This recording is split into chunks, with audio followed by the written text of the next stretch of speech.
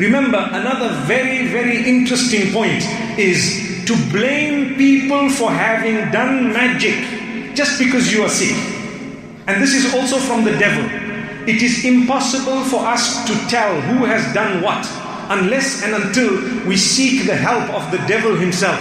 And when we do that, the devil seizes the opportunity to lead us astray. So when you go to someone, you say, look, I've got a stomach ache, I have got a headache, I've got a migraine, or in some accents they say migraine.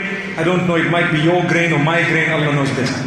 But at the same time, a migraine or whatever it is, when you go to someone and say, you know, I have this, and they tell you, yes, you are bewitched. And you say, I told you, I knew it.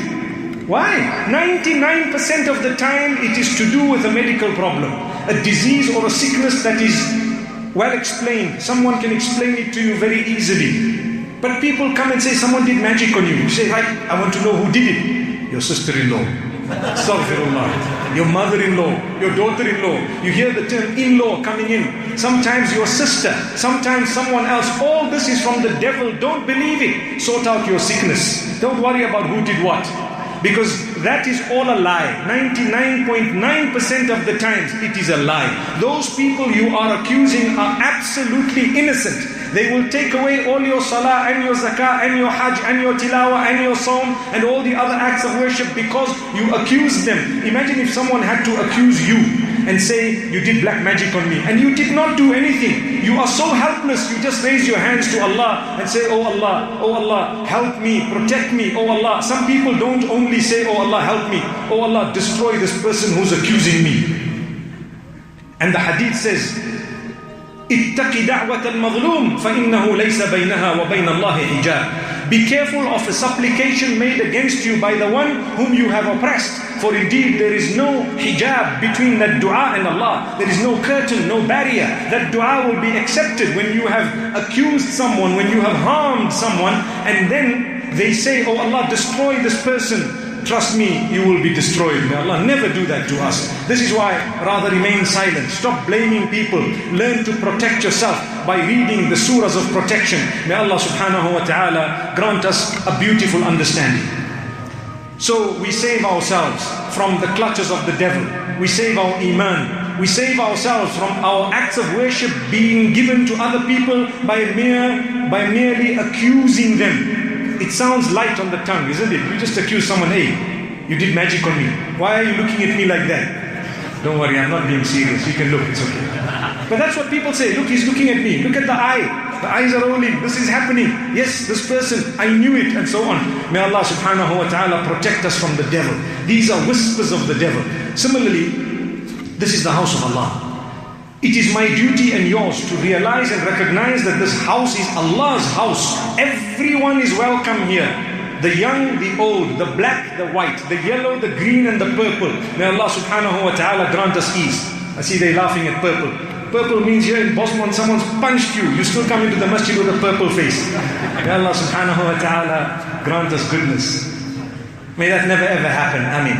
So, everyone is welcome in the masjid. You are not allowed to prohibit a person from the masjid unless they are mad or they are a threat to the stability of the masjid. When I say security and stability, we mean they are threatening people, they come in and they are harming others in the house of Allah subhanahu wa ta'ala. In that case, you can say, look, those who are unwell, keep them away from your masajid. It's in the hadith of the Prophet sallallahu alaihi wasallam. Those who are mentally not well at all, that they would come here and you wouldn't know where they may soil the carpet, or they may say things aloud, disturbing the rest of the people. Or those who come in and threaten the others, they want to beat up this one and beat up that one. You can prohibit those from entering the masjid because they are a threat to the rest. But remember, it is wrong for us to create an environment where people who want to come to the house of Allah feel uncomfortable.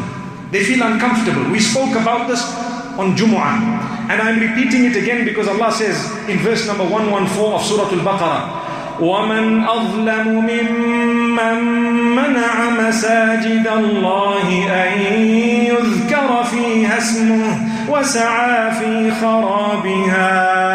Who is there more oppressive than the one who prohibits the people who want to come into the house of Allah to remember Allah, they prohibit or stop or hinder the remembrance of Allah in the masajid.